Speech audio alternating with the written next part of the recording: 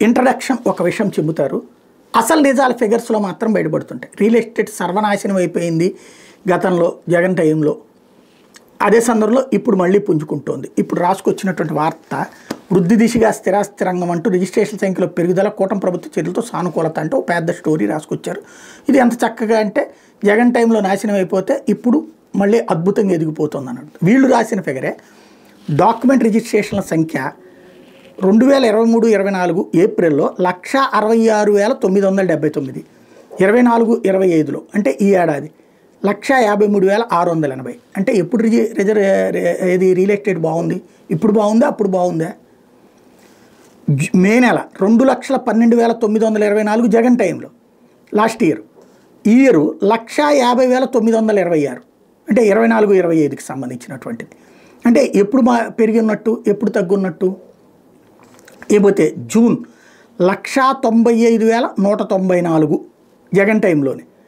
ఈ ప్రభుత్వం వచ్చాక 153,702 జూన్. అంటే మే దాకా ఎలక్షన్స్ ఇంపాక్ట్ అనుకున్నాం. జూన్ నుంచి కొత్త ప్రభుత్వమే కదా. 195,194 నుంచి 153,702. అంటే ఎవరి హయాంలో ఎక్కువ ఉంది, ఎవరి హయాంలో తక్కువ ఉంది? ఆ ముందు రెండు జగన్దే అందాం. ఎందుకంటే ఎలక్షన్స్ టైం కాబట్టి రిజిస్ట్రేషన్ ఆటోమేటిక్గా డౌన్ అవుతుంది. అందరు డబ్బులు తీసుకొచ్చి దీని మీద పెడుతుంటారు ఎలక్షన్స్ వీటికి, లేదా అప్పులు వడ్డీలకి ఇచ్చుకోవడం ఉంటుంది. జూన్ నుంచి ఈ ప్రభుత్వం వచ్చిందే కదా. 195,194 జగన్ టైంలో అయితే లాస్ట్ ఇయర్, 153,702 24-25లో జరిగినట్టు. జూలై 2,08,973 జగన్ టైంలో. బాబు టైంలో 196,537. అంటే ఎవరి హయాంలో ఎక్కువ జరిగినట్టు? ఆగస్టులో 2,05,279 జగన్ టైంలో, 185,673 బాబు టైంలో. సెప్టెంబర్లో 192,978 జగన్ టైంలో 23-24లో, 154,384. ఎంత దారుణమైన పతనమో చూడండి 24-25లో సెప్టెంబర్లో. అక్టోబర్ 186,098 జగన్ టైంలో, 167,803 బాబు టైంలో లాస్ట్ ఇయర్. నవంబర్లో 183,210 19 అంటే జగన్ టైంలో, 178,247 బాబు టైంలో. అంటే ఈ అన్నిట్లలో రిజిస్ట్రేషన్ వాల్యూ జగన్ టైంలో రిజిస్ట్రేషన్లు పెరిగినాయా, బాబు టైంలో రిజిస్ట్రేషన్లు పెరిగినాయా? పతనం ఎప్పుడు జరిగింది? ఈ ప్రభుత్వం వచ్చాకే కదా. కానీ వార్తలు ఏం రాస్తారు? ఇక్కడ చూడండి, రాష్ట్రంలో స్థిరాస్తి రంగంలో నెలకొన్న స్తబ్దత క్రమంగా వీడుతోంది. నాటి వైకాపా ప్రభుత్వం 3 రాజధానుల ప్రకటనతో పాటు పాలనాపరంగా తీసుకున్న అనేక ప్రతికూల నిర్ణయాలు కుదేలైన స్థిరాస్తి రంగం ఎన్డీఏ ప్రభుత్వ చొరవతో మళ్లీ గాడిన పడుతోంది. 2023 ఏప్రిల్ నుంచి 24 జనవరి వరకు రాష్ట్ర వ్యాప్తంగా 19,03,172 డాక్యుమెంట్ రిజిస్ట్రేషన్ జరిగితే ప్రభుత్వానికి 8,246 కోట్ల రూపాయల ఆదాయం సమకూరింది.